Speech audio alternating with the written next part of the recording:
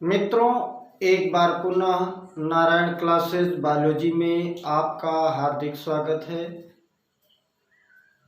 हम लोग पादप जगत का वर्गीकरण पढ़ रहे हैं। इसमें आज पादप जगत का तीसरा वर्ग कह सकते हैं ब्रायोफाइट्स के बारे में पढ़ेंगे। तो आइए पॉइंट वाइज देखते हैं। ब्रायोफाइटा ये तीसरा वर्ग है और ब्रायोफाइट्स शब्द सर्वप्रथम ब्राउन ने दिया था। ये क्वेश्चन खूब पूछा जाता है कि ब्रायोफाइटा शब्द का उपयोग या ब्रायोफाइट्स शब्द ब्राउन ने दिया। दूसरा है ब्रायोफाइट्स का अध्ययन। ये जो ब्रायोफाइटा के सदस्य हैं इनका अध्ययन ब्रायोलॉजी में करते हैं। ब्रायोफाइटा का अध्ययन करने वाली शाखा जो है जीव विज्ञान की उसको ब्रायोलॉजी कहते हैं। और भारतीय ब्रायोफाइटा विज्ञान के जनक एस.आर. कश्यप हैं, जबकि ब्रायोफाइटा विज्ञान के जनक हेडविग हैं। हेडविग जो है वो ब्रायोफाइटा विज्ञान के जनक हैं। यदि पूछा जाए कि भारतीय ब्रायोफाइटा विज्ञान के जनक कौन है तो एस.आर. कश्यप हैं। अगला पॉइंट है ब्रायोफाइट्स प्रथम स्थलीय पौधे हैं। अभी तक हम लोगों ने जो भी पौधे पढ़े थे उसमें शैवाल थैलोफाइटा के बारे में और शैवाल जलीय होते हैं, वो बिना जल के उनका जीवन संभव नहीं है। लेकिन ब्रायोफाइट्स प्रथम ऐसे पौधे हैं जो स्थल पर भी पाए जाते हैं। अगला इनकी विशेषता क्या है कि ब्रायोफाइट्स में संवहन ऊतक विहीन, संवहन ऊतक होता है जाइलम और फ्लोएम, जल का और भोजन का जो आवागमन है वो इनके द्वारा होता है। तो ब्रायोफाइट्स जो है वो संवहन ऊतक विहीन, ब्रायोफाइट्स में संवहन ऊतक नहीं पाया जाता, स्थलीय पौधे हैं, जमीन पर होते हैं और जो नम स्थलों पर पाए जाते हैं। जमीन भी कैसी होनी चाहिए जो नम हो, जिसमें द्विगुणित 2n पोजीशन जो होती है उसको कहते हैं बीजाणुद्भुत अवस्था, स्पोरोफाइटिक फेज, और दूसरी है स्वतंत्र अगुणित इंडिपेंडेंट हैप्लॉइड n पोजीशन, जिसको हम कहते हैं युग्मकोद्भिद या गैमेटोफाइट। और ये जो बीजाणुद्भिद अवस्था है ये युग्मकोद्भिद अवस्था पर आश्रित होती है, स्वतंत्र नहीं होती। स्वतंत्र कौन है? युग्मकोद्भिद है। जबकि बीजाणुद्भिद अवस्था जो है वो युग्मकोद्भिद पर परजीवी है अथवा आश्रित होती है।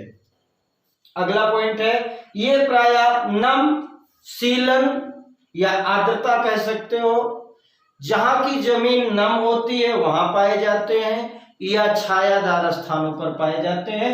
क्यों? क्योंकि इनमें निषेचन के लिए जल की आवश्यकता होती है। जल के बगैर इनका लैंगिक जनन संभव नहीं है। आप ध्यान दीजिएगा कि ये जमीन पर भी हैं और लैंगिक जनन या निषेचन के लिए जल की भी आवश्यकता है। इसी को अगले पॉइंट में देखते हैं कि ये पादप जगत के उभयचर कहे जाते हैं। इनका बगैर मतलब दोनों की आवश्यकता है, जल की और स्थल की दोनों की आवश्यकता होती है और ये दोनों में रह सकते हैं, इसलिए इन्हें ये पादप जगत के उभयचर कहे जाते हैं। अगला पॉइंट है इनका पादप काय, इनका जो शरीर है वो शैवाल से अधिक विभेदित होता है। शैवाल में जड़, तना, पत्ती कुछ भी नहीं होता, लेकिन इसमें ये शयान हो सकते हैं अथवा सीधे हो सकते हैं। ये जमीन पे घिसट के भी रहते हैं, जमीन से चिपके हुए रहते हैं, अथवा जमीन से ये खड़े भी रह सकते हैं। तो ये जो ब्रायोफाइट्स के सदस्य हैं ये शयान अथवा सीधे होते हैं। इनमें एक कोशिकीय अथवा बहुकोशिकीय मूलाभ राइजोइड्स जिनको कहते हैं, ये जड़ की जैसी संरचना होती है वो इन दोनों में, मतलब एक कोशिकीय भी हो सकती है अथवा बहुकोशिकीय भी हो सकती है। ये दोनों प्रकार के मूलाभ पाए जाते हैं और इन्हीं मूलाभों की सहायता से ये जो है किसी भी स्थल से, किसी भी सबस्ट्रेटम से, जिसको कहते हैं कि आधा स्तर, उससे जुड़े रहते। अगला पॉइंट है रिक्सिया और मर्केंसिया के जो मूलाभ हैं ये अशाखित होते हैं, अनब्रांचेड होते हैं, इनमें कोई भी शाखाएं नहीं होती और एक कोशिकीय होते हैं। रिक्सिया और मर्केंसिया ये दोनों के जो मूलाभ हैं वो एक कोशिकीय हैं और अशाखित होते हैं, जबकि रिक्सिया के जो मूलाभ हैं वो चिकने भी हैं, चिकने और गुलिकीय, जिनको हम नलिकाकार कह सकते हैं। आइए देखते हैं ब्रायोफाइट्स का वर्गीकरण। जो ब्रायोफाइट्स है इसके 3 क्लास हैं। पहला है हिपैटोप्सिडा, दूसरा है एंथ्रोसीरोप्सिडा और तीसरा है ब्रायोप्सिडा। ये जो तीनों क्लास हैं हिपैटोप्सिडा, एंथ्रोसीरोप्सिडा और ब्रायोप्सिडा, ये 3 क्लास हैं ब्रायोफाइट्स के और हिपैटोप्सिडा को लिवरवर्ट भी कहते हैं। ये क्वेश्चंस बहुत महत्वपूर्ण है कि जो हिपैटोप्सिडा वर्ग है इसके सदस्यों को लिवरवर्ट भी कहते हैं और इसके उदाहरण है रिक्सिया, मर्केंसिया और स्फोरोकार्पस। ये तीनों आते हैं, क्वेश्चन पूछ लिया जाता है रिक्सिया किस क्लास से संबंधित है या किसको लिवरवर्ट कहते हैं। अगर लिवरवर्ट किसको कहते हैं ऐसा क्वेश्चन आ जाए तो तीनों में से कोई भी विकल्प होगा, इन तीनों को लिवरवर्ट कहते हैं। दूसरा है एंथ्रोसीरोप्सिडा और ये जो क्लास है इसको हार्नवर्ट कहते हैं। ये हार्नवर्ट में कौन आता है? एंथोसिरास पौधा है, इसके बारे में भी आगे चलकर पढ़ेंगे। तीसरा है ब्रायोप्सिडा और ब्रायोप्सिडा को मॉसेस कहते हैं और ये जो मास का पौधा है इसके उदाहरण है फ्यूनेरिया, स्फेगनम, पॉलीट्राइकम आदि।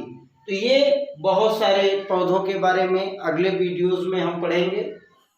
अगला पॉइंट है चिकने और गुल्कीय मूलाभ, जो अभी हमने रिक्सिया में पढ़ा था कि रिक्सिया के जो मूलाभ होते हैं वो चिकने होते हैं। यहाँ अगले पॉइंट में चिकने और गुल्कीय मूलाभ केवल हिपैटोप्सिडा के युग्मकोद्भिद में पाए जाते हैं, जिनको लिवरवर्ट कहते हैं। और लिवरवर्ट का उदाहरण हमने पढ़ा था रिक्सिया, मर्केंसिया, स्फोरोकार्पस। अगला पॉइंट है फ्यूनेरिया में जो मूलाभ होते हैं इनकी विशेषता देखिए, रंगहीन है, बहुकोशिकीय हैं, इनके मूलाभ कई कोशिकाओं से बनते हैं, शाखित हैं, उसमें शाखाएं हैं और तिरछे पट हैं। ये सबसे महत्वपूर्ण है फ्यूनेरिया के लिए। फ्यूनेरिया में क्या है? ऑब्लिक सेप्टा, तिरछे पट। ये जो पट है ये तिरछे होते हैं, ये जो मूलाभ निकलते हैं ये तिरछे पट वाले होते हैं जो आधारीय भाग से, बेस से निकलते हैं। ये बहुत पूछा जाता है कि ऑब्लिक सेप्टा पाया जाता है, उत्तर होगा फ्यूनेरिया। तो फ्यूनेरिया के जो मूलाभ हैं ये रंगहीन है, बहुकोशिकीय हैं, शाखा युक्त हैं और तिरछे पट वाले हैं। अगला पॉइंट है शाखित मूलाभ, ऐसे राइजोइड्स जिनमें शाखाएं होती हैं, पत्ती युक्त होते हैं, इन्हीं मूलाभों पर पत्तियां होती हैं और ये युग्मकोद्भिद में पाए जाते हैं। अगला पॉइंट है ब्रायोफाइट्स में वास्तविक मूल, वास्तविक जड़, तना अथवा पत्तियां नहीं होती। जो ब्रायोफाइट्स हैं इनमें जो वास्तविक मूल है, वास्तविक जड़ें नहीं होती, वास्तविक तना नहीं होता, वास्तविक पत्तियां नहीं होता। तो होता क्या है? मूल सम, जड़ के समान, पत्ती सम, पत्ती के समान, तना सम, तने के समान संरचनाएं होती हैं। ये वास्तव में पत्ती, तना या जड़ नहीं है, लेकिन ये जो संरचनाएं हैं ये तने के जैसी, पत्ती के जैसी या जड़ के जैसी होती है। अगला पॉइंट है कि ब्रायोफाइट्स बीजाणु और भ्रूण बनाते हैं। एम्ब्रियोफाइटा में आता है तो ये जो ब्रायोफाइट्स है इनमें बीजाणु भी बनते हैं और भ्रूण भी बनता है, परंतु इनमें संवहन-ऊतक, बीज और पुष्प नहीं होते। संवहन-ऊतक अभी हमने बताया था कि जाइलम और फ्लोएम नहीं होते, बीज नहीं होते या फूल नहीं आते हैं। ये ब्रायोफाइट्स की विशेषता है। अगला पॉइंट है ब्रायोफाइट्स जो है शैवालों से थैलस शरीर, जैसे शैवालों का शरीर वैसे ही ब्रायोफाइट्स का शरीर, तो थैलस शरीर में स्वकोशी शैवाल भी है, ब्रायोफाइट्स भी है, और संवहन ऊतक विहीन कौन है, शैवाल भी है और ब्रायोफाइट्स भी हैं। तो ये तीनों जो विशेषताएं हैं इनमें समानता प्रदर्शित करते हैं। तो ब्रायोफाइट्स और शैवाल थैलस शरीर में समान है, स्वकोशी होने में समान है और संवहन ऊतक विहीन होने में समान है। अगला पॉइंट है ब्रायोफाइट्स का मुख्य कार्य। जो मुख्य पौधा होता है ब्रायोफाइट्स का वो अगुणित होता है, यन होता है, और ये युग्मक उत्पन्न करते हैं। और जब युग्मक उत्पन्न करते हैं इसीलिए इन्हें युग्मकोद्भिद कहते हैं, गैमेटोफाइट कहते हैं। क्योंकि ब्रायोफाइट्स का मुख्य पौधा जो है वो अगुणित होता है, यन गुणसूत्र होते हैं, युग्मक उत्पन्न करता है, इसीलिए इस अवस्था को युग्मकोद्भिद अवस्था कहते हैं। अगला पॉइंट है ब्रायोफाइट्स, टेरिडोफाइट्स, जिम्नोस्पर्म और एंजियोस्पर्म, ये चारों एम्ब्रियोफाइटा के हैं, चारों भ्रूण बनाते हैं। में सबसे लंबी युग्मकोद्भिद अवस्था, सबसे बड़ी जो है युग्मकोद्भिद अवस्था किसमें होती है, ब्रायोफाइट्स में होती है। जैसे जैसे हम इसको आगे बढ़ेंगे वैसे युग्मकोद्भिद अवस्था कम होती जाएगी। ये अगला पॉइंट है कि चारों वर्गों में, चार वर्ग कौन से, ब्रायोफाइट्स, टेरिडोफाइट्स, एंजियोस्पर्म और जिम्नोस्पर्म, ये चारों वर्गों में पत्ती युक्त युग्मकोद्भिद अवस्था केवल ब्रायोफाइटा में पाई जाती है। अन्य में युग्मकोद्भिद अवस्था तो पाई जाती है लेकिन वो पत्ती युक्त नहीं होती। अगला पॉइंट है ब्रायोफाइट्स में लैंगिक अंग। जितने भी ब्रायोफाइट्स हैं उनमें लैंगिक अंग बहुकोशिकीय होते हैं, मल्टी सेलुलर होते हैं और इन पर वंध्य चोलक स्टेराइल कवरिंग होती है।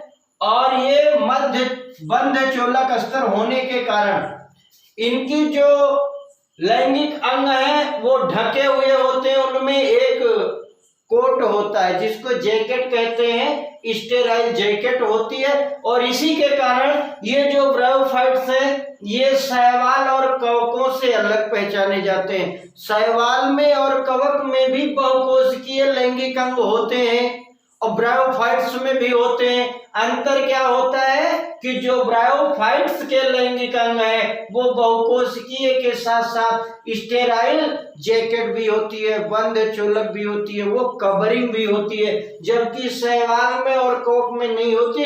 तो ये बंद चोलक की वजह से शैवाल और कवकों से अलग पहचाने जाते हैं कौन, ब्रायोफाइट्स के लैंगिक अंग। अगला पॉइंट है नर लैंगिक अंग को, जो मेल सेक्सुअल ऑर्गन है उसको पुंधानी कहते हैं, एंथ्रीडियम। नर लैंगिक अंग को पुंधानी कहते हैं। और पुंधानी क्या करती है, द्विकशाभिक पुम्मड़ु बाइफ्लैजेलेटेड एंथ्रोजॉइड्स, दो कशाभ युक्त पुम्मड़ु अथवा द्विपक्षमाभिक, ये बाइसिलिएट सिलिया, दो सिलिया होंगे किसमें, युग्मक में।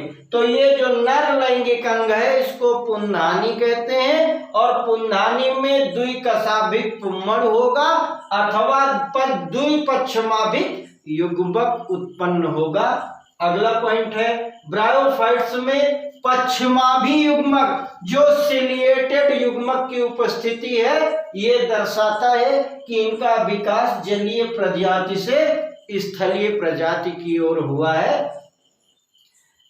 मादा जनन अंग को स्त्रीधानी कहते हैं। जो मादा जनन अंग है किसका, ब्रायोफाइट्स का, इसको स्त्रीधानी या आर्किगोनियम कहते हैं। और ये फ्लास्क के आकार का होता है जिसमें एक अंड होता है। अगला पॉइंट है स्त्रीधानी ब्रायोफाइट्स में, टेरिडोफाइट्स में और जिम्नोस्पर्म में होती है।